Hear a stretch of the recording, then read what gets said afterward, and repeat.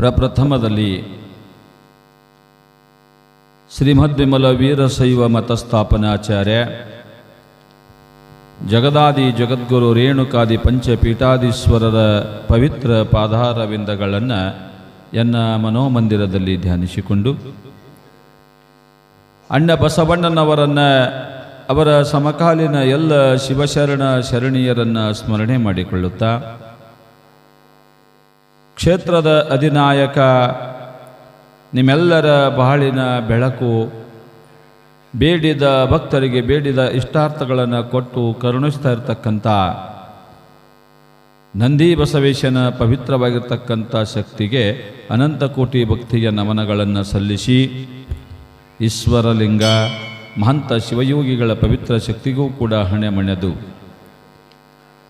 ಶ್ರಾವಣ ಮಾಸದ ನಿಮಿತ್ತವಾಗಿ ಪ್ರಾರಂಭಗೊಂಡಿರ್ತಕ್ಕಂಥ ಪುಣ್ಯ ಪುರಾಣದ ಕಥಾನಾಯಕ ಕಲಿಯುಗದ ಕಾಮಧೇನು ಸಗರ ನಾಡಿನ ಪುಣ್ಯ ಪುರುಷ ಬರಗಾಲದ ಬಂಟನಂದೇ ಖ್ಯಾತರಾಗಿರುವ ಲೀಲಾಮೂರ್ತಿ ಮಹಾದಾಸೋಹಿ ಮಹಾತ್ಮ ಶರಣ ಬಸವೇಶ್ವರ ಪುಣ್ಯ ಪುರಾಣಕ್ಕೂ ಕೂಡ ಭಕ್ತಿಯಿಂದ ನತಮಸ್ತಕನಾಗುತ್ತಾ ಈ ಕಾರ್ಯಕ್ರಮದಲ್ಲಿ ಸುಮಧುರ ಕಂಠದಿಂದ ಸಂಗೀತವನ್ನು ಸಮರ್ಪಣೆ ಮಾಡ್ತಾ ಇರ್ತಕ್ಕಂಥ ಆತ್ಮೀಯರು ನಾಡಿನ ಖ್ಯಾತ ಗವಾಯಿಗಳಾಗಿರ್ತಕ್ಕಂಥ ಗಾನ ಕೋಗಿಲೆ ಶರೀಫ್ ಗವಾಯಿಗಳವರಲ್ಲಿ ಹಾಗೆಯೇ ತಬಲಾ ಸಾಥ್ ನೀಡ್ತಾ ಇರ್ತಕ್ಕಂಥ ನಾಡಿನ ಖ್ಯಾತ ತಬಲಾ ವಾದಕರು ಆತ್ಮೀಯರು ಆಗಿರ್ತಕ್ಕಂಥ ತಬಲಾ ಚತುರ ಖಾದಾರ್ ಸಾಬ್ರವರಲ್ಲಿ ಪುರಾಣದ ನಂದೀಶನನ್ನು ಮೊದಲುಗೊಂಡು ದೇವಸ್ಥಾನದ ಅರ್ಚನೆಯನ್ನು ಮಾಡ್ತಾ ಇರ್ತಕ್ಕಂಥ ಮಹೇಶ ರುದ್ರಾಭಿಷೇಕ ಸೇವೆಯನ್ನು ಮಾಡ್ತಾ ಇರ್ತಕ್ಕಂಥ ಮೃತ್ಯುಂಜಯರನ್ನು ಆದಿಯಾಗಿ ಕಾರ್ಯಕ್ರಮದ ಸಂಚಾಲಕರನ್ನೇ ಮೊದಲುಗೊಂಡು ಸಮ್ಮಿಲಿತಗೊಂಡಿರ್ತಕ್ಕಂಥ ಸಕಲ ಶರಣ ಬಂಧುಗಳೇ ತಾಯಂದಿರರೇ ಮುದ್ದು ಮಕ್ಕಳೇ ನಿಮ್ಮೆಲ್ಲರ ಅಂತರಾತ್ಮದಲ್ಲಿ ಹುದುಗಿರುವ ಪರಮಾತ್ಮನ ಚಿಜ್ಯೋತಿಗೆ ಅನಂತ ಶರಣು ಸಮರ್ಪಣೆಗಳು.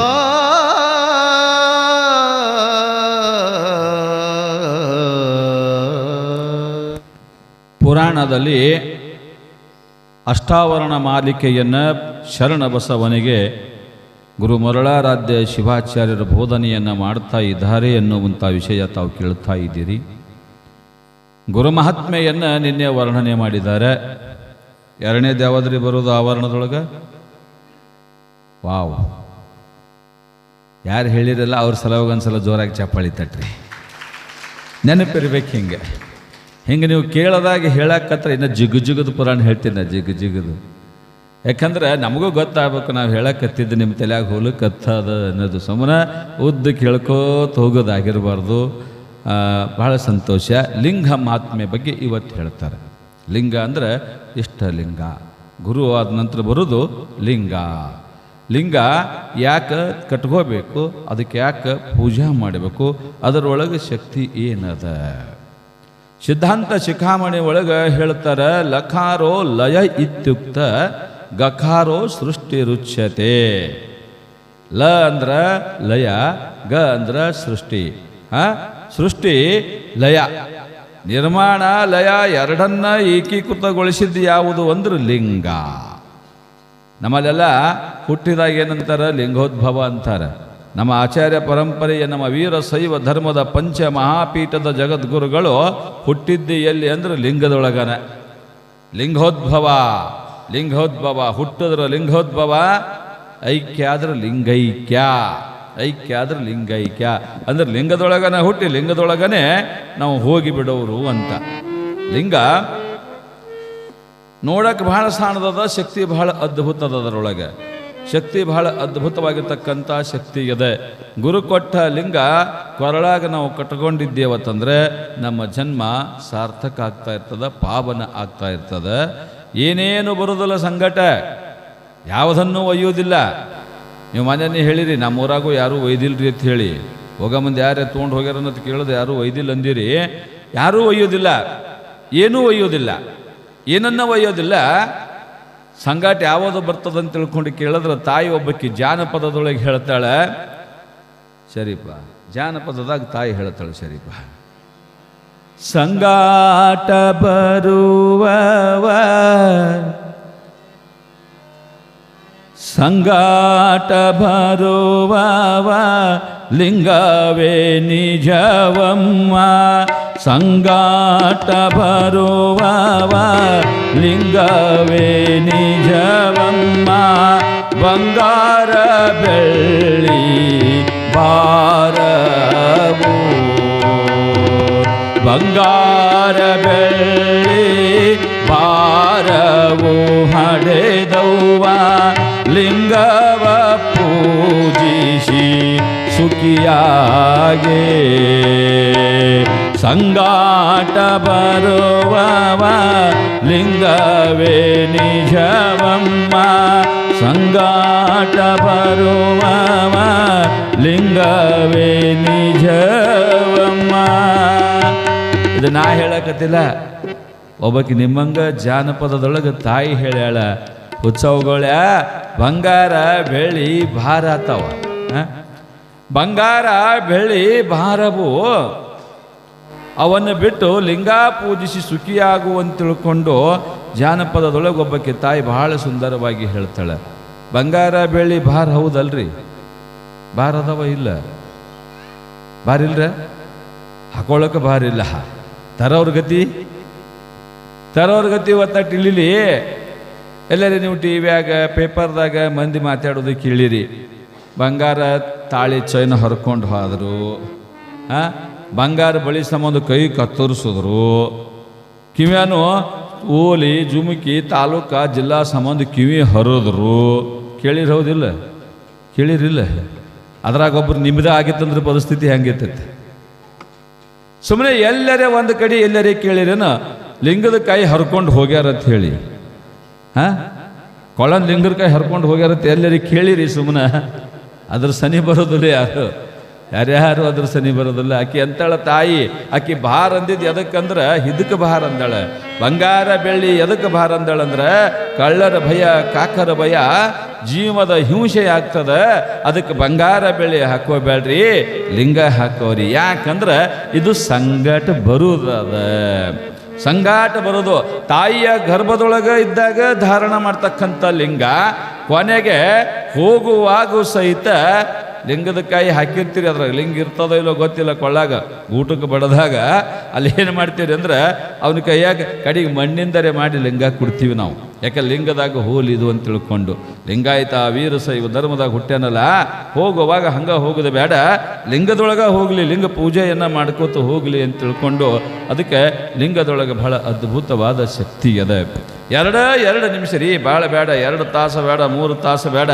ಆ ಆಸನ ತಗೊಂಡು 2 ಫೂಟ 3 ಫೂಟ ಮ್ಯಾಲೆ ಇಳೋದು ಬೇಡ. ಸುಮ್ಮನೆ 2 ನಿಮಿಷ ಕೂತು ಗುರು ಕೊಟ್ಟಿರ್ತಕ್ಕಂಥ ಮಂತ್ರವನ್ನು ಹೇಳ್ಕೋತ ಕೂತ ಬಿಟ್ಟರೆ ಸಾಕು. ಒಂದು ಏಕಾಗ್ರತೆ ಬೆಳೀತದೆ, ಚಿತ್ತ ಸ್ವಾಸ್ಥ್ಯ ಆಗ್ತದೆ, ಮನಸ್ಸು ಶುದ್ಧ ಆಗ್ತದೆ, ನೀವು ಅಂದ್ಕೊಂಡಿದ್ದ ಕಾರ್ಯ ಯಶಸ್ವಿ ಆಗ್ತಾ ಇರ್ತಾವೆ. ಯಾರು ಲಿಂಗ ಪೂಜೆ ಮಾಡ್ಕೋತೀರಿ ಗೊತ್ತದ ಅವರಿಗೆ, ಯಾರು ಲಿಂಗ ಪೂಜೆ ಮಾಡ್ಕೊಳ್ಳೋರು ಅದಿರಿ ಅವರಿಗೆಲ್ಲ ಗೊತ್ತದ ವಿಷಯ. ಮಾಡ್ಕೊಳ್ಳಾರ್ದವ್ರಿಗೆ ನಾ ಹೇಳೋದು, ಈಗ ಮಾಡ್ಕೊಳ್ಳಾರ್ದವ್ರಿಗೆ 2 ನಿಮಿಷ ಟೈಮ್ ಕೊಡ್ರಿ, ಬರೀ 2 ನಿಮಿಷ. ಸ್ನಾನ ಆದ ಕೂಡಲೇ ಜಗಲಿ ಮ್ಯಾಗರೆ ಕುಂದರಿ, ಅಡಿಗೆ ಮನ್ಯಾಗರೆ ಕುಂದರಿ, ಎಲ್ಲಿ ಕೂಡ್ತೀರಿ ಕೂಡ್ರಿ, ಕೆಳಗೊಂದು ಆಸನ ಹಾಕ್ಕೊಂಡು ಆ ಲಿಂಗಕ್ಕೆ 2 ಹನಿ ನೀರು ಹಾಕಿ ವಿಭೂತಿ ಹಚ್ಚಿ ನಿಮಗೆ ಸಾಧ್ಯ ಆದಷ್ಟು ಸಲ ಗುರು ಕೊಟ್ಟಿರ್ತಕ್ಕಂಥ ಮಂತ್ರ, ಸಾಮಾನ್ಯವಾಗಿ ಗುರುಕುಲ ಮಂತ್ರ ಓಂ ನಮಃ ಶಿವಾಯನೇ ಹೇಳಿಬಿಟ್ಟಿರ್ತಾರೆ. ಆ ಮಂತ್ರವನ್ನು ನೀವು ಪಠಣ ಮಾಡ್ಕೊತ ಕೂತು ಬಿಟ್ರಿ ಅಂತಂದ್ರೆ ನೋಡ್ರಿ ನಿಮ್ಮಲ್ಲಿ ಬದಲಾವಣೆ ಹೆಂಗೆ ಬರ್ತದೆ ಅನ್ನೋದು ನೋಡ್ಕೋರಿ. ಮೊದಲ ಪ್ರಯತ್ನ ಮಾಡಿ ನೋಡ್ರಿ. ನಾ ಹೇಳಿದ್ದನ್ನ ನಿಮಗೇನಾರೇ ಬದಲಾವಣೆ ಅನ್ನಿಸ್ತು ಅಂದ್ರೆ ದಿನ ಕಂಟಿನ್ಯೂ ಮಾಡ್ರಿ. ಬದಲಾವಣೆ ಅನ್ನಿಸ್ಲಿಲ್ಲ ಅಂದ್ರೆ ಬಿಡ್ರಿ. ನನಗೂ ಬಿಡ್ರಿ, ಲಿಂಗಗೂ ಬಿಡ್ರಿ, ಬಸವಣ್ಣಗೂ ಬಿಟ್ಟೇ ಬಿಡ್ರಿ. ಜೀವನದೊಳಗೆ ಮಾಡ್ತಕ್ಕಂಥ ಮುಖ್ಯ ಕಾರ್ಯ ಅದು. ನಮ್ಮ ಧರ್ಮದ ಕುರುವದ ನಮ್ಮ ಕೊರಳಾಗಿರಬೇಕು. ಆ ನಿಟ್ಟಿನೊಳಗೆ ಲಿಂಗ ಮಹಾತ್ಮೆಯನ್ನು ಶರಣ ಬಸವನಿಗೆ ಕಲ್ಕೇರಿ ಮೊರಳಾರಾಧ್ಯ ಶಿವಾಚಾರ್ಯರು ಹೇಳಿ ಅವನಿಗೆ ಲಿಂಗ ಧಾರಣೆಯನ್ನು ಮಾಡ್ತಾ ಇರ್ತಾರೆ. ಲಿಂಗ ಪೂಜೆಯ ಮಾಡೋ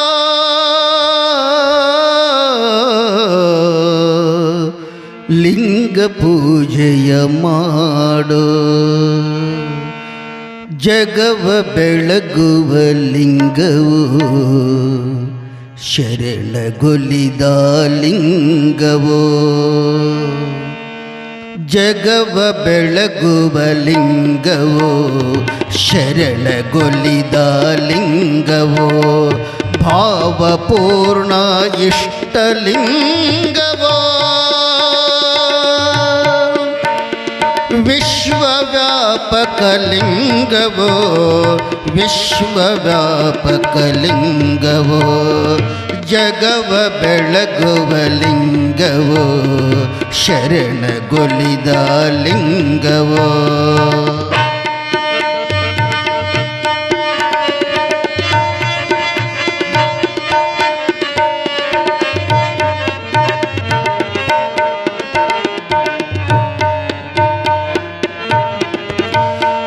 ಪರಮ ಸದ್ರೂಪ ಭಾವಲಿಂಗ ಪರಮ ಚಿದ್ರೂಪ ಪ್ರಾಣಲಿಂಗ ಪರಮ ಸದ್ರೂಪ ಭಾವಲಿಂಗ ಪರಮ ಚಿದ್ರೂಪ ಪ್ರಾಣಲಿಂಗ ಆನಂದವೇ ಇಷ್ಟಲಿಂಗ ಆನಂದವೇ ಇಷ್ಟಲಿಂಗ ಮಂಗಳಾತ್ಮಕ ಪ್ರಣವಲಿಂಗ ಜಗವ ಬೆಳಗುವ ಲಿಂಗವೋ ಶರಣಗೊಲಿದ ಲಿಂಗವೋ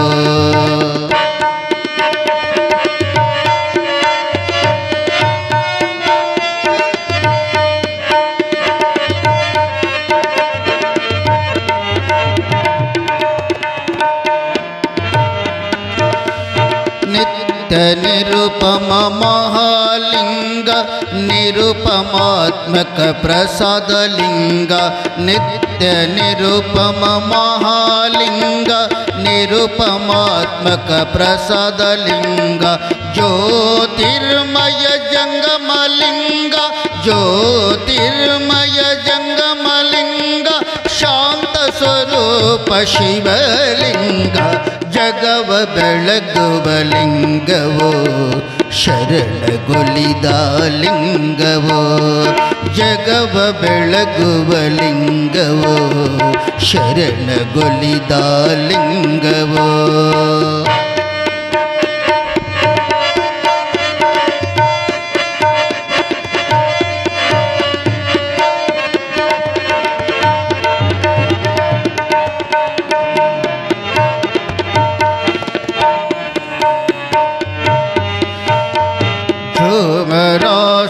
ಗುರುಲಿಂಗ ನಿತ್ಯ ನಿರುಪಮ ಆಚಾರಲಿಂಗ ವ್ಯೋಮರಾಶಿ ಗುರುಲಿಂಗ ನಿತ್ಯ ನಿರುಪಮ ಆಚಾರಲಿಂಗ ಶರಣಲಿಂಗ ಶಂಕರಲಿಂಗ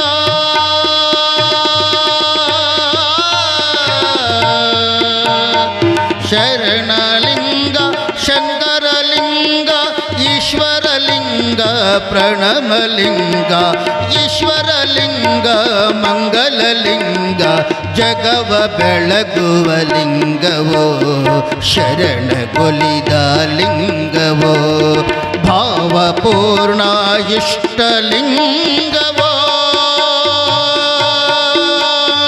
ಭಾವಪೂರ್ಣ ಇಷ್ಟಲಿಂಗವೋ ವಿಶ್ವವ್ಯಾಪಕಲಿಂಗವೋ ವಿಶ್ವವ್ಯಾಪಕಲಿಂಗವೋ ಜಗವ ಬೆಳಗುವ ಲಿಂಗವೋ ಶರಣಗೊಲಿದ ಲಿಂಗವೋ ಶರಣಗೊಲಿದ ಲಿಂಗವೋ ಶರಣಗೊಲಿದ ಲಿಂಗವೋ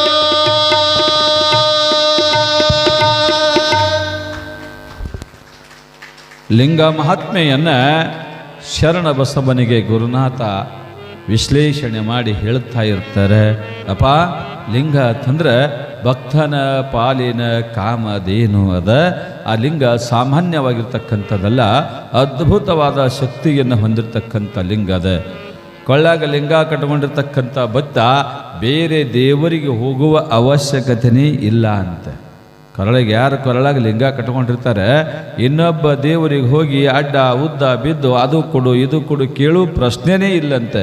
ಯಾಕಂದ್ರೆ ಎಲ್ಲವನ್ನ ಕೊಡ್ತಕ್ಕಂಥ ಲಿಂಗ ಇದು ಅದ. ಲಿಂಗ ಸಾಮಾನ್ಯವಲ್ಲ, ಶಿವ ಶಕ್ತಿಯ ಸ್ವರೂಪ ಲಿಂಗ ಅದ. ನೀವು ಪೀಠಕ ಗೊತ್ತವಲ್ಲ, ಪೀಠಕ ಗೊತ್ತವ್ರು ಯಾರಿಗೆ? ನಿಮಗೆ ಗೊತ್ತವ? ನಿಮಗೆ ಯಾರಿಗೆ ಗೊತ್ತವ ಪೀಠಕ?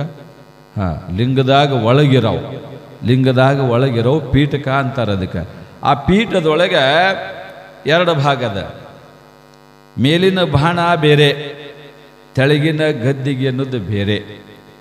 ತೆಳಗಿನ ಗದ್ದಿಗೆ ಅದು ಶಕ್ತಿ ಸ್ವರೂಪ, ಮೇಲೆ ಇರ್ತಕ್ಕಂಥ ಬಾಣ ಅದು ಶಿವ ಸ್ವರೂಪ.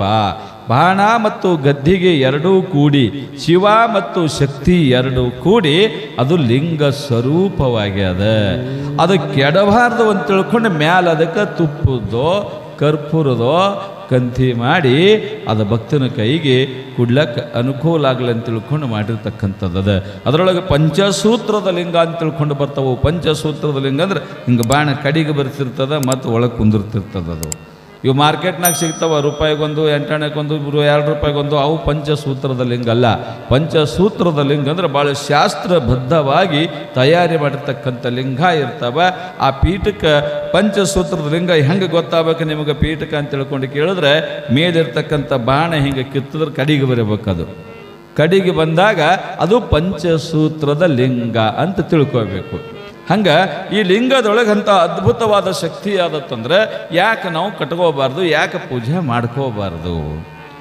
ಏನು ತಾಪತ್ರೆಯ ಅದ ಲಿಂಗ ಪೂಜೆ ಮಾಡ್ಕೊಳಕ್ಕೆ? ಏನು ರೊಕ್ಕ ಖರ್ಚು, ಏನು ಸಿಕ್ಕಾಪಟ್ಟಿ ಅಂಥದ್ದು ಬೇಕು, ಉದಬತ್ತಿ ಬೇಕು, ಕರ್ಪೂರ ಬೇಕು, ಟ್ಯಾಂಗ್ ಬೇಕು, ಏನದು ಏನೇನಿಲ್ಲ. ಸುಮ್ಮನೆ ಗುರು ಕೊಟ್ಟಿರ್ತಾನೆ, ಒಂದಿಟ್ಟೇನು ಲಿಂಗದ ಒಂದಿಟ್ಟು ರೊಕ್ಕ ತೊಗೊಂಡಿರ್ತಾರೆ. ದೀಕ್ಷಾ ಕೊಡ್ಲಕ್ಕಂತ ನೀವು ಕೊಟ್ಟಿದ್ದು ಕಾಣಿಕೆ ಇರ್ತದೆ. ಗುರುವಿನ ಪಾದಕ್ಕೆ ನಮಸ್ಕಾರ ಮಾಡಿ ದೀಕ್ಷಾ ತಗೊಂಡು ಸುಮ್ಮನೆ ದಿನ ಒಂದು 2 ನಿಮಿಷ ಪೂಜಾ ಮಾಡ್ಕೋತ ಹೋಗಿ ಬಿಟ್ರೆ ನಮ್ಮ ಜನ್ಮ ಅನ್ನೋದು ಪಾವನ ಆಗ್ತಾ ಇರ್ತದೆ. ಏನಿಲ್ಲ, ಅದಕ್ಕೆ ಪೂಜಾ ಮಾಡೋದು ಆಗೋದಿಲ್ಲ ಅಂದ್ರೆ ಸುಮ್ಮನೆ ಅದನ್ನು ತೊಳೆದು ಸ್ವಚ್ಛ ತೊಳೆದು ಅದ್ರ ಮೇಲೆ ನೀರು ಹಾಕಿ ಮೊದಲ ಆ ನೀರನ್ನು ಕುಡಿದು ಬಿಟ್ರೆ ಸಾಕು.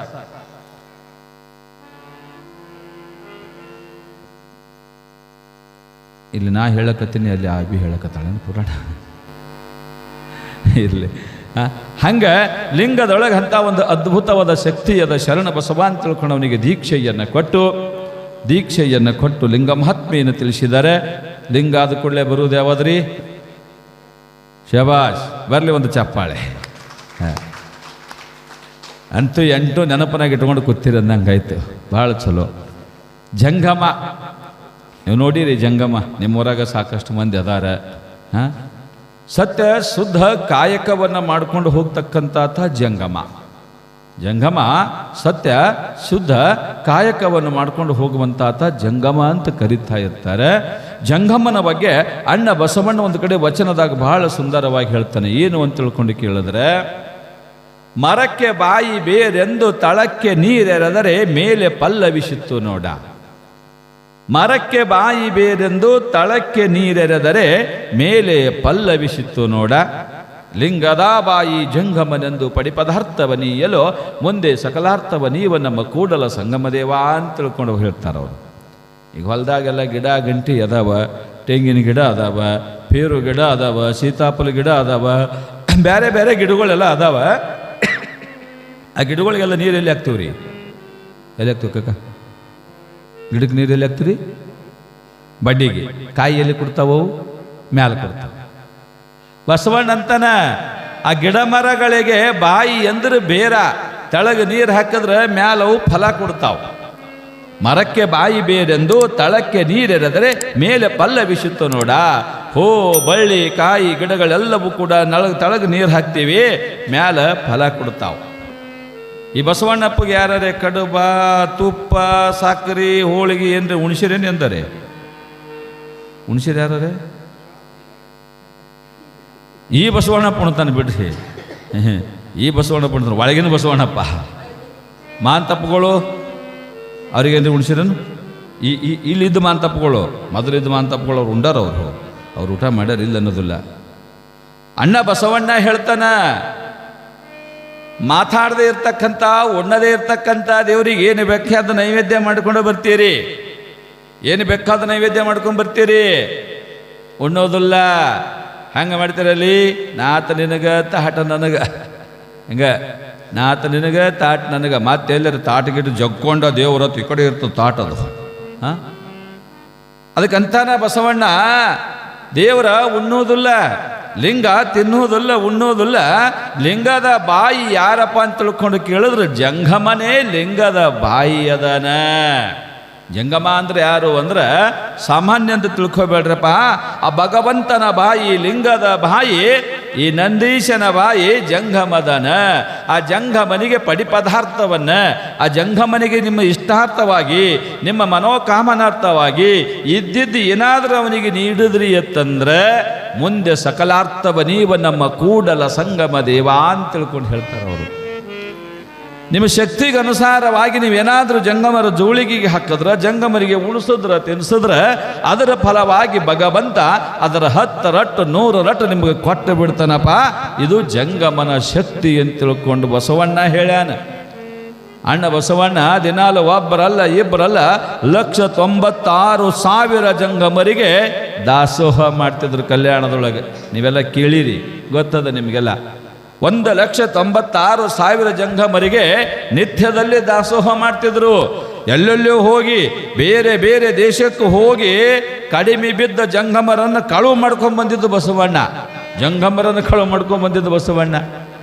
ಜಂಗಮರನ್ನ ಕಳುವು ಮಾಡ್ಕೊಂಡು ಬಂದು ದೊಡ್ಡದಾಗಿರ್ತಕ್ಕಂಥ ಕಟ್ಟಡದೊಳಗೆ ಅವರಿಗೆಲ್ಲ ಇಟ್ಟುಕೊಂಡು ದಿನಾಲು ಅವರೆಲ್ಲರ ಪಾದ ಪೂಜೆ, ಅವರೆಲ್ಲರಿಗೂ ಅನ್ನ ಪ್ರಸಾದ, ದಾಸೋಹ ನಿತ್ಯ ನಿರಂತರವಾಗಿ ನಡೀತಾ ಇತ್ತು. 196,000 ಜಂಗಮರಿಗೆ ದಿನ ಉಣಿಸ್ಯಾರವರು. ಒಬ್ಬೊಬ್ಬ ಜಂಗಮರಿಗೆ ನಮಗೆ ಉಣಿಸೋದಾಗೋದಿಲ್ಲ ದಿನ. ಮೊದಲಿದ್ದು ಪರಿಪಾಠ.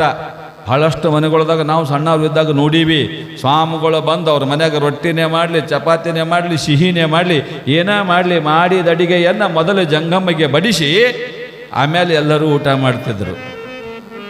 ಈಗ ಇಲ್ಲಿ ನಿಮ್ಮ ಊರಾಗ ಅದಾವೇನು ಯಾರ ಮನೆಗಾರ ಸುಮ್ಮನೆ ಪದ್ಧತಿ ಎಲ್ಲ ಕಕ್ಕ ಇಲ್ಲ ಇದ್ದು. ಮೊದಲು ಬಹಳಷ್ಟು ಕಡೆಗಳಿದ್ದು, ಬಹಳಷ್ಟು ಊರೊಳಗಿದ್ದು ಎಲ್ಲನೂ ಕೂಡ. ಹೆಂಗಂದ್ರೆ ಮೊದಲಿಗೆ ಜಂಗಮರು ಬರಬೇಕು ಮನೆಗೆ. ಜಂಗಮರು ಬಂದು ಅವರು ನೀವು ಜಂಗಮರಿಗೆ ಕರೆಸಬೇಕು. ಇನ್ನು ಕೆಲವೊಬ್ಬರು ತೆಲಗದ ಸ್ವಾಮಿಗಳಿಗೆ ಮನೆಗೆ ಕರೆಸೋದು ಅಂದ್ರೆ ಹೋಳಿಗೆನೇ ಮಾಡಬೇಕು, ಹುಗ್ಗಿನೇ ಮಾಡಬೇಕು, ಕರಿಗಡಬ ಮಾಡಬೇಕು, ಅಂಥದ್ದು ಬೇಕು ಇಂಥದ್ದು ಬೇಕು, ಎಂಥದ್ದು ಅಲ್ಲ. ಜಂಗಮರಿಗೆ ಉಣಬಡಿಸೋಕೆ ಏನು ಬೇಕು ಅಂದ್ರೆ ಭಕ್ತಿ ಬೇಕು, ಶ್ರದ್ಧಾ ಬೇಕು. ಭಕ್ತಿ ಶ್ರದ್ಧೆಯಿಂದ ನೀವೇನ ಮಾಡಿದ ಅಡಿಗೆಯನ್ನು ಜಂಗಮನಿಗೆ ಬಡಿಸಿ ಬಿಟ್ರೆ ಅದು ಶಿವನಿಗೆ ಸಮರ್ಪಿತ ಆಯಿತು. ಒಬ್ಬ ಜಂಗಮನಿಗೆ ತೃಪ್ತಿಯನ್ನು ಪಡಿಸಿದಾಗ ನಿಮಗೇನು ಸಿಗ್ತದ ಫಲ ಅಂತ ತಿಳ್ಕೊಂಡು ಕೇಳಿದ್ರೆ, ಶಿವಯೋಗಿನೇ ಸಂತೃಪ್ತೋ ತೃಪ್ತೋ ಭವತಿ ಶಂಕರಾಹ ತತ್ಪುತ್ರ್ಯಾಂ. ಶಿವಯೋಗಿನೇ ಸಂತೃಪ್ತೋ ತೃಪ್ತೋ ಭವತಿ ಶಂಕರಾಹ. ಒಬ್ಬ ಜಂಗಮನನ್ನ ನೀವು ತೃಪ್ತಿ ಪಡಿಸಿದ್ರಿ ಅಂತಂದ್ರೆ ಶಿವ ತೃಪ್ತಿಯಾತನೆ. ಶಿವ ಸಂತೃಪ್ತನಾದನಂದ್ರೆ ಜಗತ್ತಿನ ಎಲ್ಲ ಜೀವರಾಶಿಗಳಿಗೂ ಕೂಡ ನೀವು ಅನ್ನ ಹಾಕಿದ ಪುಣ್ಯ ನಿಮಗೆ ಸಿಗ್ತದಂತ ಅನ್ನ ಹಾಕಿದ ಪುಣ್ಯ. ಜಂಗಮ ಬಂದ ಜೋಳಿಗೆ ತಂದ ಭಿಕ್ಷೆಯ ನೀಡುವ ತಂಗಿ ಭಿಕ್ಷೆಯ ನೀಡುವ. ಜಂಗಮ ಬಂದ ಜೋಳಿಗೆ ತಂದ ಭಿಕ್ಷೆಯ ನೀಡುವ ತಂಗಿ ಭಿಕ್ಷೆಯ ನೀಡುವ. ಜಂಗಮ ಬಂದ ಜೋಳಿಗೆ ತಂದ ಭಿಕ್ಷೆಯ ನೀಡುವ ತಂಗಿ ಭಿಕ್ಷೆಯ ನೀಡುವ.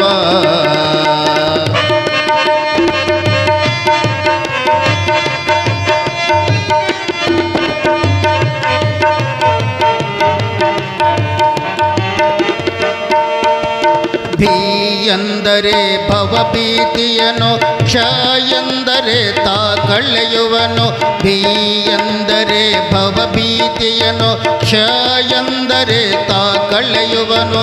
ಭವಭಯ ನೀಗಿ ಪೊರೆಯುವನು, ಭವಭಯ ನೀಗಿ ಪೊರೆಯುವನು. ಶಿವಸುಖ ಪರತರ ಜಂಗಮನು. ಜಂಗಮ ಬಂದ ಜೋಳಿಗೆ ತಂದ ಭಿಕ್ಷೆಯ ನೀಡುವ ತಂಗಿ ಭಿಕ್ಷೆಯ ನೀಡುವ. ಜಂಗಮ ಬಂದ ಜೋಳಿಗೆ ತಂದ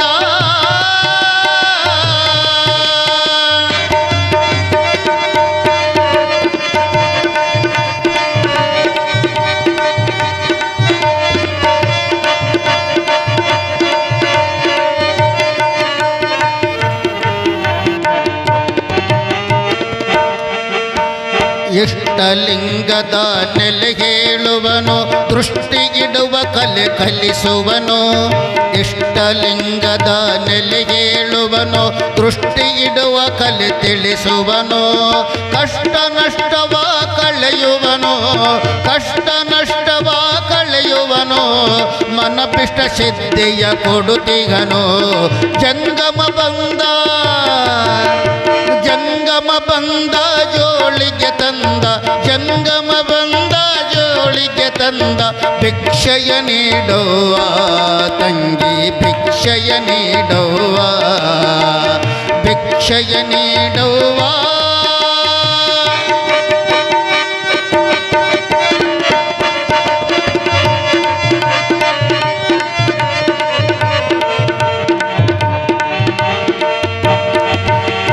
ಒಡಲಿನಾಶೆಗೆ ಸಂಚರಿಸುವನು ಒಡೆಯನಾಗಿ ತಾ ತಿರುಗುವನು ಒಡಲಿನಾಸೆಗೆ ತಿರುಗಾಡುವನು ಒಡೆಯನಾಗಿ ತಾ ಸಂಚರಿಸುವನು ಶಿವಧಾನದಲ್ಲಿ ಇರುತ್ತಿಹನು ಶಿವಧಾನದಿ ನಲಿದಾಡುವನು ಶಿವಭಕ್ತರಡೆ ಬರುತ್ತಿಹನು ಜಂಗಮ ಬಂದ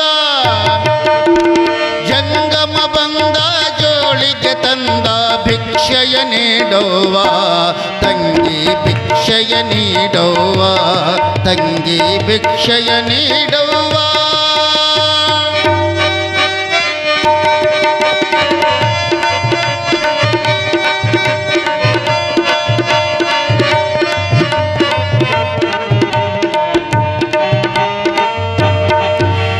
ಜನಿಸಿನಾದೊಡೆ ಲಿಂಗೋದ್ಭವನು ಜನಿಸಿದಾರದೆ ಸಮರಸನು ಜನಿಸಿದಾದೊಡೆ ಲಿಂಗೋದ್ಭವನು ಲಿಂಗದಿ ಹೋದರೆ ಸಮರಸನು ಜನ್ಮ ಜನ್ಮದಿ ಗುರುವಾಗುವನು ಜಂಗಮ ಜನ್ಮದಿ ಗುರುವಾಗುವನು ಗದುಗಿನ ಶ್ರೀ ಪುಟ್ಟರಾಜನು ಜಂಗಮ ಬಂದ ಜಂಗಮ ಬಂದ ಜೋಳಿಗೆ ತಂದ ಭಿಕ್ಷಯ ನೀಡುವ ತಂಗಿ ಭಿಕ್ಷಯ ನೀಡುವ ಜಂಗಮ ಬಂದ ಜೋಳಿಗೆ ತಂದ ಜಂಗಮ ಬಂದ ಜೋಳಿಗೆ ತಂದ ಭಿಕ್ಷಯ ನೀಡುವ ತಂಗಿ ಭಿಕ್ಷಯ ನೀಡುವ ತಂಗಿ ಭಿಕ್ಷಯ ನೀಡುವ ತಂಗಿ ಭಿಕ್ಷಯ ನೀಡುವ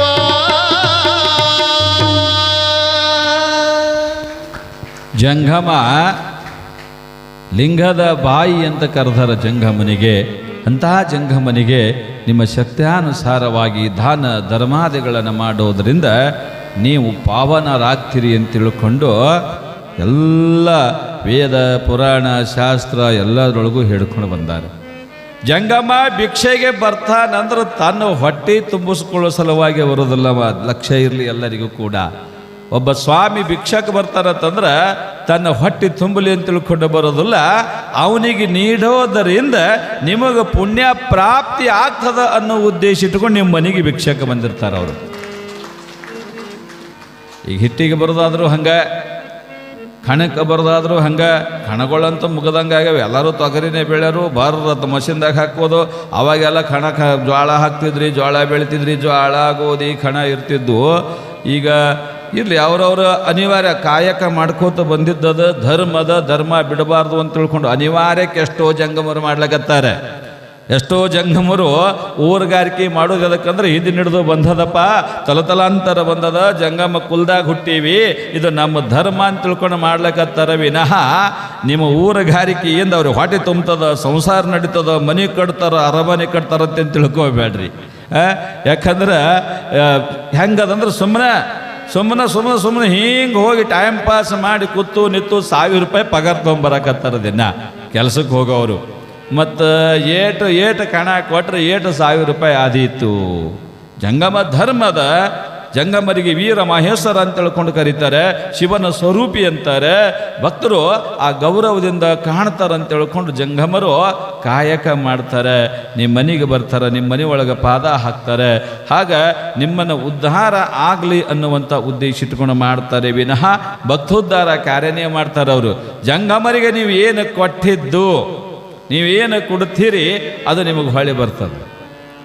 ನೀವು ಯಾವ ಭಾವಲಿಂದ ಕೊಡ್ತೀರಿ, ಮನೆಯೇ ಕೇಳಿರಿ, ಯಾವ ಭಾವಲೆ ಕೊಡ್ತೀರಿ ಆ ಭಾವ ಅಷ್ಟ ದೊಡ್ಡ ಭಾವ ಇತ್ತಂದ್ರೆ ದೊಡ್ಡದಾಗಿ ನಿಮಗೆ ಸಂಪತ್ತು ಸಿಗ್ತದೆ, ಸಣ್ಣ ಭಾವನೆ ಇತ್ತಂದ್ರೆ ಸಣ್ಣದಾಗಿ ಸಿಗ್ತದೆ, ಕೆಟ್ಟ ಭಾವನೆ ಇತ್ತಂದ್ರೆ ಕೆಟ್ಟದಾಗೇ ಸಿಗ್ತದೆ.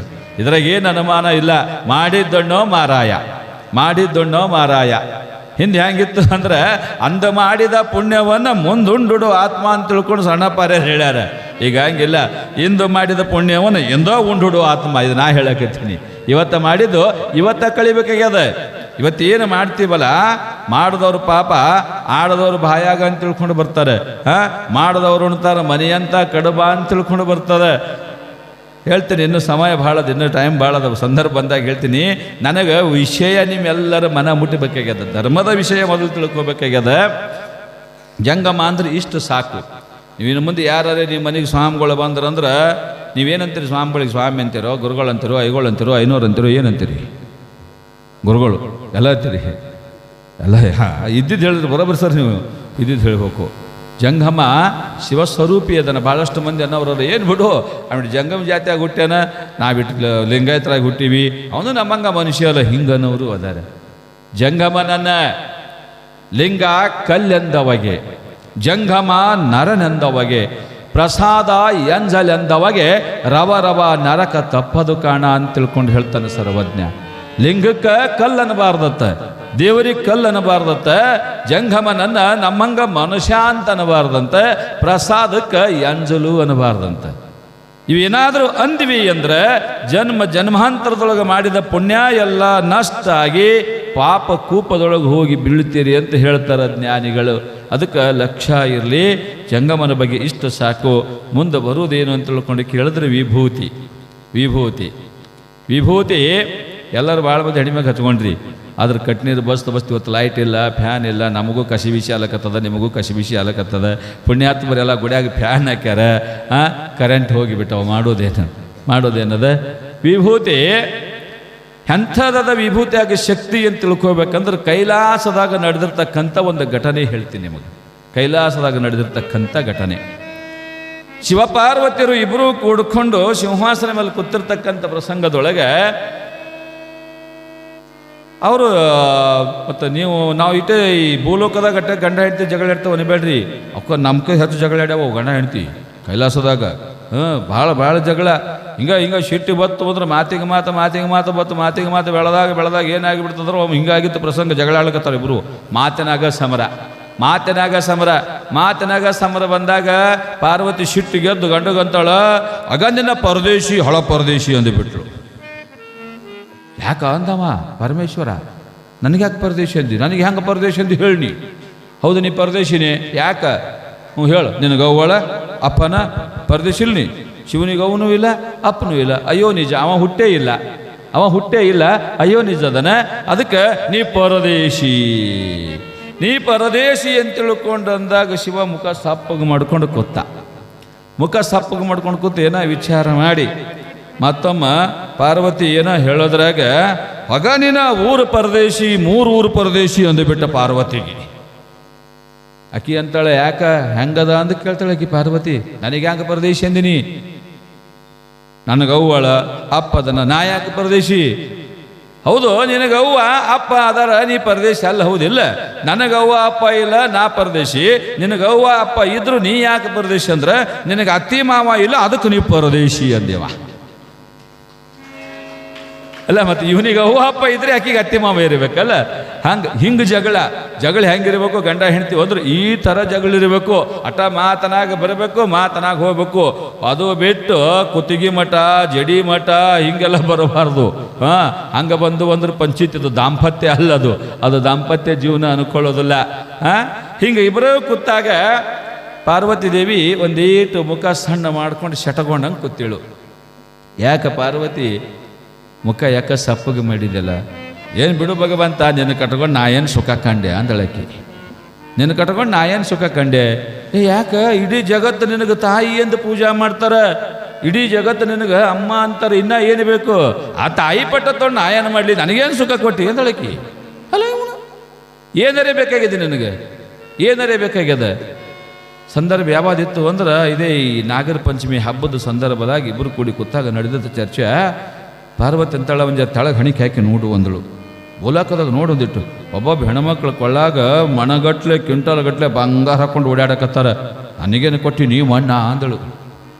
ಆ ಹೆಣ್ಮಕ್ಳಿಗೆ ನೋಡಲಿ ಕೊಳ್ಳಾಗ ನೋಡು, ಕೈಯಾಗ ನೋಡು, ಮೊಗನಾಗ ನೋಡು, ಕಿವ್ಯಾಗ ನೋಡು, ರಟ್ಟ್ಯಾಗ ನೋಡು, ಸೊಂಟದಾಗ ನೋಡು, ಬಂಗಾರ ಬಂಗಾರ ಬಂಗಾರ ಬಂಗಾರ.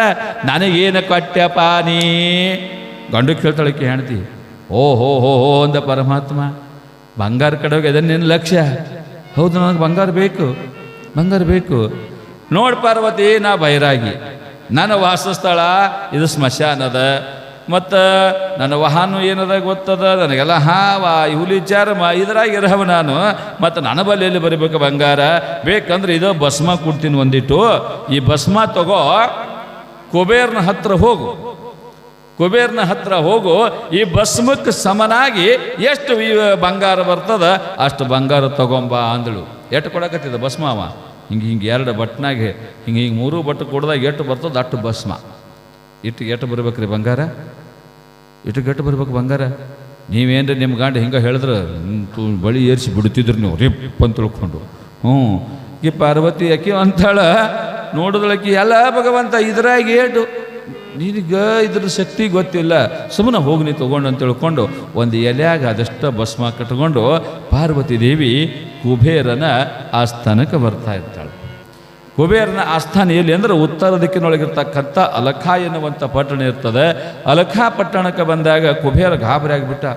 ನಮ್ಮವ್ವ ಜಗದ್ವಂದಿನಿ, ಜಗತ್ತಿನ ತಾಯಿ ನನ್ನ ಅರಮನೆ ತಕ ಬಂದಾಳ ಅಂತ ತಿಳ್ಕೊಂಡು ಓಡೋಡಿ ಹೋಗಿ ಸಾಷ್ಟಾಂಗ ಪ್ರಣಾಮ ಮಾಡಿ, ಯವಾ ಯಾಕೆ ಕಷ್ಟ ತಗೊಂಡ್ರೆ ಹೇಳಿ ಕಳಿಸಿದ್ರೆ ನಾನಾ ಬರ್ತಿದ್ದೆ, ನೀವು ಯಾಕೆ ಬಂದ್ರಿ ಅಂತ ತಿಳ್ಕೊಂಡು ಆಧಾರದಿಂದ ಬರಮಾಡಿಕೊಂಡು ಹೋಗಿ ಆಧಾರ ಉಪಚಾರ ಆಯಿತು. ಅವನು ಪಾದ ಪೂಜೆ ಮಾಡಿಕೊಂಡ, ಅವರಿಗೆ ಪಾನೀಯ ಕೊಟ್ಟ, ತಿನ್ನಾಕ ಉಣ್ಣಾಕ ಏನು ಬೇಕೆಲ್ಲ ವ್ಯವಸ್ಥೆ ಮಾಡಿದಾಗ ತಾಯಿ ಹೇಳ್ರಿ ಏನಪ್ಪಣೆ?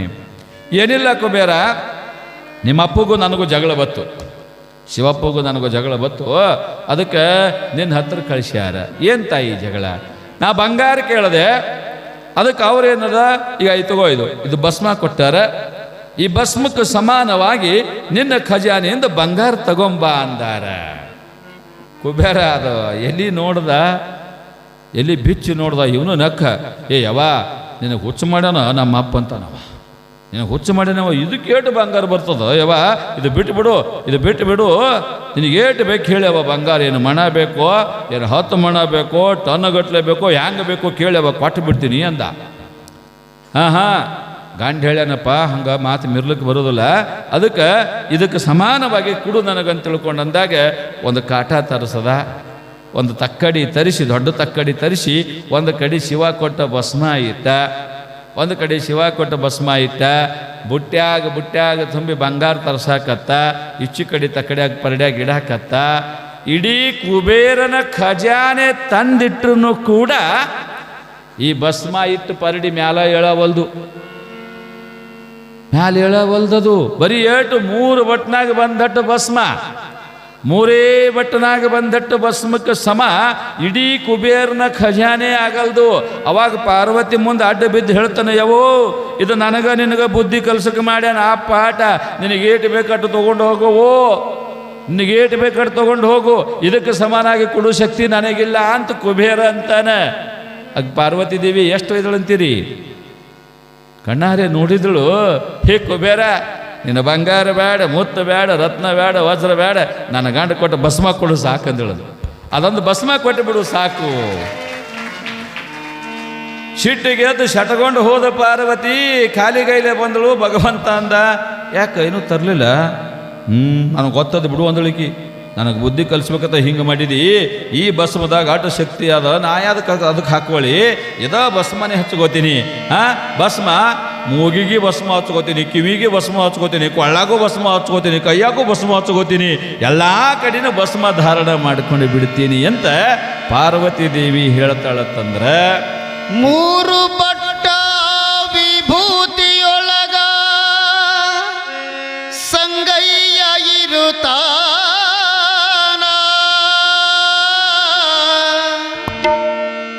ಹಣಿಮ್ಯಾಲೆ ಹಚ್ಚಿದ ವಿಭೂತಿ ಬೆಳಕಲಿ ಪರಶಿವ ಕಾಣ್ತಾನ.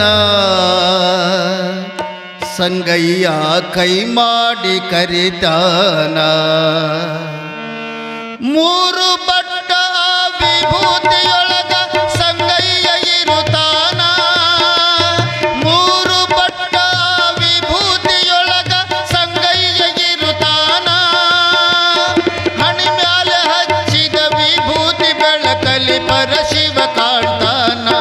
ಸಂಗಯ್ಯ ಕೈ ಮಾಡಿ ಕರಿತಾನ ಸಂಗಯ್ಯ ಕೈ ಮಾಡಿ ಕರಿತಾನ ಮೂರು ಪಟ್ಟ ವಿಭೂತಿಯೊಳಗ ಸಂಗಯ್ಯ ಇರುತ್ತಾನ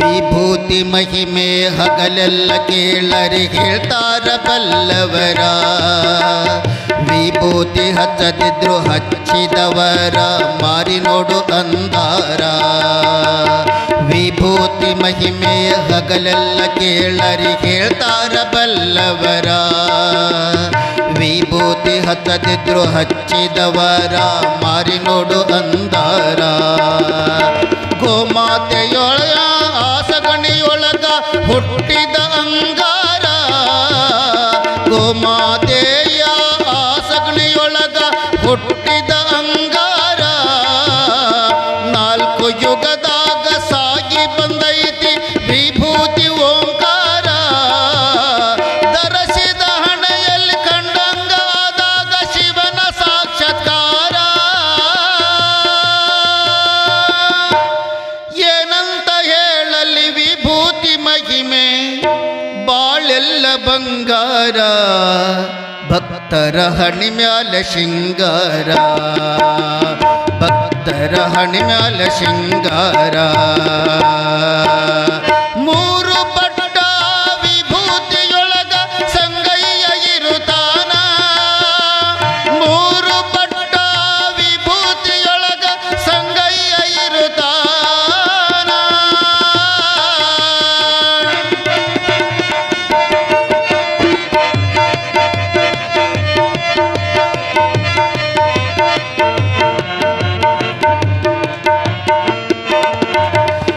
ಕಾಯಕವೇ ಕೈಲಾಸವೆಂದು ಬಸವಣ್ಣ ಹೇಳ್ಯಾರ ತ್ರಿಕಾಲದಲ್ಲಿ ಶಿವ ಪೂಜೆ ಮಾಡಿ ನಿತ್ಯ ಅಂದಾರ ಭಕ್ತ ವತ್ಸಲ ಭಗವಂತ ಮೈ ತುಂಬ ಭಸ್ಮ ಹಚ್ಚಿಕೊಂಡ ಆಯ ಕಾಲಕ ಹುಟ್ಟಿ ಬರ್ತಾನ ಹೊಸ ರೂಪ ಹೊತ್ತಗಂಡ ಭಕ್ತಿಲ ದುಡಿದರೆ ಬಂಗಾರ ಕಣದಂಗ ಎಯ್ಯ ಹಿಡುಕೊಂಡ ಸಂಗಮ ದೇವನ ಮಹಿಮೆಯೇನಂತ ತಿಳ್ಕೊರಿ ನೀವೆಂದ ಕೇಳರೆ ತಿಳ್ಕೊರಿ ನೀವೆಂದ ಮೂರು ಪಟ್ಟ ವಿಭೂತಿಯೊಳಗ ಸಂಗಯ್ಯ ಇರುತ್ತಾನ ಮೂರು ಪಟ್ಟ ವಿಭೂತಿಯೊಳಗ ಸಂಗಯ್ಯ ಇರುತ್ತಾನ ಹಣಿ ಮ್ಯಾಲೆ ಹಚ್ಚಿದ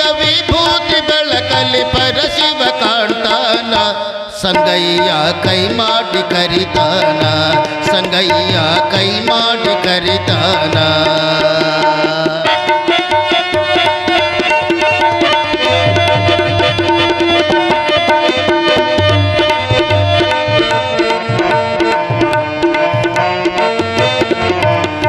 ಕೂಡಲ ಸಂಗಮದ ಉದ್ಭವಲಿಂಗದ ಪ್ರಕಾಶವಂ ಬೆಳಕ ಮಿರಿ ಮೀರಿ ಮಿಂಚೋತೈತಿ ಮೂರು ಲೋಕಕ್ಕ ಅಂಧಕಾರದ ಅಜ್ಞಾನ ಕಳಿತೈತಿ ಭಕ್ತರ ಬಾಳಕ ಅಣ್ಣ ಹಚ್ಚಿ ಲಿಂಗಕ್ಕ ನಮಸ್ಕಾರ ಮಾಡೋ ಕಡಿಮಿಲ್ಲ ಬಾಗ್ಯಾಗ ಸಂಗಯ್ಯನ ಮಮಕಾರ ಇರುವಾಗ ಮತ್ತೇನು ಬೇಕ ವಿಭೂತಿ ಹಚ್ಚಿಕೊಂಡು ಓಂ ನಮ ಶಿವ ಎನ್ನೋ ಈ ಜನ್ಮ ಸಾರ್ಥಕ ಕೇಳರಿ ಈ ಜನ್ಮ ಸಾರ್ಥಕ ಮೂರು ಪಟ್ಟ ವಿಭೂತಿಯೊಳಗ ಸಂಗಯ್ಯ ಇರುತ್ತಾನ ಹಣಿ ಮ್ಯಾಲ ಹಚ್ಚಿದ ವಿಭೂತಿ ಬೆಳಕಲಿ ಪರಶಿವ ಕಾಣ್ತಾನ ಸಂಗಯ್ಯ ಕೈ ಮಾಡಿ ಕರಿತಾನ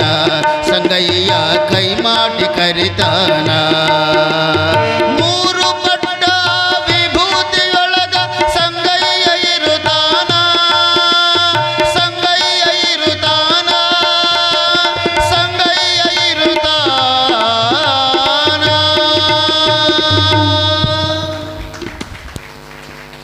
ಮೂರು ಬಟ್ಟ ವಿಭೂತಿ ಒಳಗೆ ಸಂಗಯ್ಯ ಇರ್ತಾನಂತ ಅವರು ಬರ್ದಾರ ಪದ್ಯ.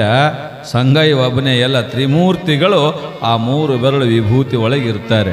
ಭಾಳ ಮಂದಿ ವಿಭೂತಿ ಹಚ್ಕೋತೀರಿ ಮೂರು ಬೆರಳಿಗೆ, ಭಾಳ ಮಂದಿ ಹಣಿ ಮ್ಯಾಗ ಕಾಣಕತ್ತದ. ಮೂರು ಬೆರಳು ಉಪಯೋಗ ಮಾಡ್ತಕ್ಕಂಥ ಬೆರಳು ಯಾವ ಸ್ವಲ್ಪ ಎತ್ತಿ ತೋರಿಸ್ತಾರೇನು? ಅಲ್ಲೇ ನಿಮ್ಮ ಬೆರಳುಗಳು. ಹಾಂ ಹಾಂ, ಯಾಕೆ ಭಾಳ ಮಂದಿ ರೂಢಿ ಹಂಗದಂದ್ರೆ ಇವು ಮೂರು ಉಪಯೋಗ ಮಾಡೋ ಭಾಳ ಮಂದಿ ಅದ. ಇವು ಮೂರು ಮಾಡಬಾರ್ದು. ಕಿರಿಬೆರಳ ಉಪಯೋಗ ಮಾಡಬಾರ್ದು. ಕಿರಿಬೆರಳು ಬಿಟ್ಟು ಇವು ಮಧ್ಯದ ಮೂರು ಬೆರಳಿಂದನೇ ಹಚ್ಕೋಬೇಕು ವಿಭೂತಿ ಹಚ್ಕೊಳ್ಳೋದು. ವಿಭೂತಿ ಹಚ್ಚುಗಳು ಧಾರಣ ಮಾಡೋದಂದ್ರೆ ಇವು ಮಧ್ಯದ ಮೂರು ಬೆರಳಿಂದ ಮಾಡಬೇಕು. ತ್ರಿಮೂರ್ತಿಗಳ ಸಂಯೋಗ ಇರ್ತದೆ ಹಣಿ ಮೇಲೆ. ಅದಕ್ಕೆ ಯಾವಾಗಲೂ ಕೂಡ ಬರೀ ಬೆಳಗ್ಗೆ ಒಮ್ಮ ಸಂಜೆಗೊಮ್ಮಲ್ಲಿ ಯಾವಾಗ ಮುಖ ತಗೊಂಡ್ರೂ ಕೂಡ, ಯಾವಾಗ ಮುಖ ತೊಳ್ಕೊಂಡಾಗೂ ಕೂಡ ವಿಭೂತಿಯನ್ನು ಧಾರಣ ಮಾಡ್ಕೋರಿ, ನಿಮ್ಮ ಜನ್ಮ ಪಾವನ ಆಗ್ತದೆ ಅನ್ನುವಂಥ ವಿಷಯವನ್ನು ಶರಣ ಬಸವನಿಗೆ ಗುರು ಮರಳಾರಾಧ್ಯರು ಹೇಳಕತ್ತಿದ್ದಾರೆ. ವಿಭೂತಿ ಒಂದು ಔಷಧಿಯ ಶಕ್ತಿ ಇರ್ತದೆ.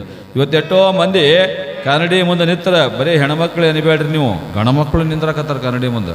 ಕನ್ನಡಿ ಒಂದು ನಿಂತು ತಿಡಿದ್ದು ನೋಡಬೇಕು ನೀವು. ನೀ ಯಾಕೆ ನಗಕತ್ತಿ? ಅವನು ತೀಡುತ್ತಾನೆ.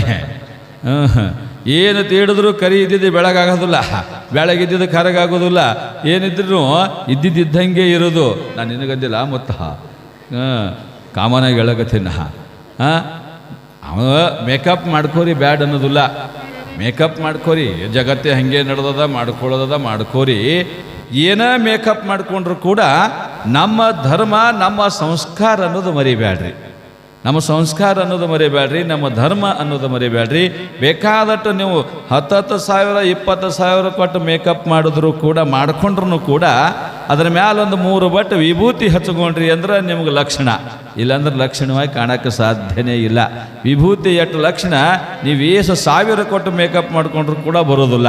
ಅದಕ್ಕೆ ನಿಮ್ಮೆಲ್ಲರಿಗೆ, ಗಣಮಕ್ಕಳಿಗೆ ಹೆಣ್ಮಕ್ಳಿಗೆ ಒಟ್ಟರಿಗೆ ನಾನು ವಿನಂತಿ ಪೂರ್ವಕ ಹೇಳ್ತೀನಿ, ವಿಭೂತಿಯನ್ನು ಅಸಡ್ಡೆ ಮಾಡಿಬೇಡ್ರಿ. ನೀವು ಯಾರೂ ಮಾಡೋದಿಲ್ಲ. ದಿನಾಲೂ ನೋಡ್ತೀನಿ ಎಷ್ಟು ಚಂದ ಸುಂದರವಾಗಿ ಕಾಣ್ತದೆ ಹಣಿ ಮ್ಯಾಗ ಹಚ್ಚಿದ ವಿಭೂತಿ. ಅನಿವಾರ್ಯ ಮತ್ತಿನ್ನು ಗಾಳಿನೂ ಇರಲಿಲ್ಲ, ದಗಿ ಆಗಿ ಹಿಂಗೊಮ್ಮ ಮಾಡ್ಕೊಂಡವ್ರದ್ದು ಯಾರ್ದಾದ್ರೆ ಹೋಗಿರ್ತದೆ ಹಣಿ ಮ್ಯಾಗಿಂದು.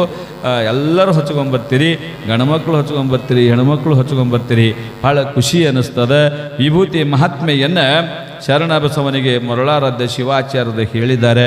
ವಿಭೂತಿ ಆದ ಕೂಡಲೇ ಬರುವುದು ಯಾವಾದ್ರಿ ಮುಂದೆ? ಶಬಾಷ್. ಒಂದು ಸಲ ನಾನೇ ಚಪ್ಪಾಳಿ ತಡ್ತೀನಿ ತಮ್ಮ. ಹೌದು. ವಿಭೂತಿ ಆದ ಕೂಡಲೇ ಬರೋದು ರುದ್ರಾಕ್ಷಿ. ರುದ್ರಾಕ್ಷಿ ಅಂದರೆ ಇದು ರುದ್ರನ ಅಕ್ಷಿ. ಇದು ಭಯಂಕರ ಸ್ವರೂಪನಾಗಿರ್ತಕ್ಕಂಥ ಶಿವನ ಅಕ್ಷಿಯಿಂದ, ಅಂದರೆ ಶಿವನ ಕಣ್ಣಿನಿಂದ ಬಿದ್ದ ಒಂದೊಂದು ಬಿಂದುವಿನಿಂದ ಹುಟ್ಟಿರ್ತಕ್ಕಂಥದ್ದಕ್ಕೆ ಅದಕ್ಕೆ ರುದ್ರಾಕ್ಷಿ ಅಂತ ಕರೀತಾರೆ. ರುದ್ರಾಕ್ಷಿ ಇದೇನು ಮಾಡ್ತದಂದ್ರೆ ಮನುಷ್ಯನಿಂದ ಕ್ಷುದ್ರ ಶಕ್ತಿಗಳೇನಿರ್ತಾವ, ಮನುಷ್ಯನನ್ನು ಸಣ್ಣ ಮಾಡಬೇಕಂತೇಳಿ ಬರ್ತಾವ ಕ್ಷುದ್ರ ಶಕ್ತಿ, ಕೆಟ್ಟ ಗ್ರಹಗಳು, ಅವನ್ನು ದೂರ ಮಾಡ್ತಕ್ಕಂಥ ಶಕ್ತಿ ರುದ್ರಾಕ್ಷಿ ಒಳಗದ. ರುದ್ರಾಕ್ಷಿ 108 ಮಾಲೆ ರುದ್ರಾಕ್ಷಿ ಹಾಕ್ಕೊಳ್ಳೋರು ಅದಾರೆ, ಸಿಂಗಲ್ ಒಂದು ರುದ್ರಾಕ್ಷಿ ಹಾಕ್ಕೊಳ್ಳೋರು ಅದಾರೆ, ಕೈಯಾಗ ರುದ್ರಾಕ್ಷಿ ಮಾಲೆ ಕಟ್ಕೊಳ್ಳೋರು ಅದಾರೆ. ಇನ್ನು ಎಷ್ಟೋ ಮಂದಿ ರುದ್ರಾಕ್ಷಿ ಹಾಕ್ಕೊಂಡ್ರೆ ನಮಗೆ ಶರಣಮ್ಮ ಅಂತಾರಿ, ನಮಗೆ ಶರಣರಂತಾರಿ ಅಂತ ಹಾಕ್ಕೊಳ್ಳಾರ್ದೆ ಬಿಡೋರು ಅದಾರೆ. ಯಾರು ಏನಂತಾರ ಅನ್ನುವ ಲೆಕ್ಕ, ಅನ್ನೋರು ಅನ್ನಕ್ಕೆ ಕೂತಿರ್ತಾರ, ಅನ್ನಕ್ಕೆ ಹುಟ್ಟಿರ್ತಾರ ಅವರು. ನೀವು ಹೆಂಗೆ ಹೋದ್ರು ಒಂದು ಅಂತಾರೆ, ಬಾಗಿ ಹೋದ್ರಂದ್ರೆ ಡೂಗ ನನ್ನ ಮಗ ಅಂತಾರೆ, ಎದಿ ಸಡಿಸ್ಕೊಂಡ್ರೆ ಎಷ್ಟು ದಿಮಾಕಪ್ಪ ಇವಂದು ಅಂತಾರೆ. ಹೆಂಗಿದ್ರು ಒಂದು ಅಂತಾರೆ. ಅನ್ನವರಿಗಾಗಿ ನಾವು ಜೀವನ ಮಾಡೋದು ಬೇಡ, ನಮಗಾಗಿ ನಾವು ಬದುಕೋನು, ನಮಗಾಗಿ ನಮ್ಮ ಧ್ಯೇಯ ನಾವು ಬಿಡೋದು ಬೇಡ, ನಮ್ಮ ಗುರಿ ಏನದ ಅದನ್ನು ನಾವು ಬಿಡೋದು ಬೇಡ, ನಮ್ಮ ಧರ್ಮ ಏನದ ನಾವು ಬಿಡೋದು ಬೇಡ. ರುದ್ರಾಕ್ಷಿ ಮಕ್ಕಳು ಕೊಳ್ಳಾಗ ಭಾಳ ಕಿರಿಕಿರಿ ಮಾಡ್ತಾವ, ಮಕ್ಕಳು ಕಿರಿಕಿರಿ ಮಾಡ್ತಾವ್ರಿ, ಭಾಳ ಅಳೋದು ಮಾಡ್ತಾವ್ರಿ. ರಟ್ಟ್ಯಾಗ ಒಂದು ರುದ್ರಾಕ್ಷಿ ಕಟ್ರಿ, ಅದು ಗಪ್ಪ ಅಲ್ಲೇ ಶಾಂತಾಗಿ ಬಿಡ್ತದೆ. ಮನೆಗೆ ಭಾಳ ಕಿರಿಕಿರಿ ಆಗಕತ್ತದ್ರಿ, ನಮಗ ಭಾಳ ತ್ರಾಸ ಆಗಕತ್ರಿ. ಕಟ್ಕೋರಿ ರುದ್ರಾಕ್ಷಿ, ಕಟ್ಕೋರಿ ಕೊಳ್ಳಾಗ 108 ಮಾಲಿದರೆ ಹಾಕೋರಿ, ಸಿಂಗಲ್ ರುದ್ರಾಕ್ಷಿ ಕಟ್ಕೋರಿ. ಅವು ಕಟ್ಕೊಂಡಾಗ ನಿಮ್ಮ ದಾರಿದ್ರ್ಯವೆಲ್ಲ ದೂರಾಗಿ ಹೋಗ್ತಾ ಇರ್ತದೆ. ರುದ್ರಾಕ್ಷಿ ಒಳಗೆ ರೋಗ ನಿರೋಧಕ ಶಕ್ತಿ ಅದ. ರುದ್ರಾಕ್ಷಿ ಕೊಳ್ಳಾಗಿತ್ತು ಅಂದ್ರೆ ಅದರಿಂದ ಮತ್ತಷ್ಟು ರೋಗ ನಿರೋಧಕ ಶಕ್ತಿ ನಮ್ಮ ದೇಹದೊಳಗೆ ಉತ್ಪತ್ತಿ ಆಗ್ತಾ ಇರ್ತದೆ. ಆ ರುದ್ರಾಕ್ಷಿ ಸಾಮಾನ್ಯವಾಗಿರ್ತಕ್ಕಂಥದ್ದಲ್ಲ, ಅದ್ಭುತವಾದ ಶಕ್ತಿ ಇರ್ತಕ್ಕಂಥದ ಅನ್ನುವಂಥ ಮಾತನ್ನು ಶರಣ ಬಸವನಿಗೆ ಗುರುನಾಥ ಹೇಳ್ತಾ ಇದ್ದಾರೆ.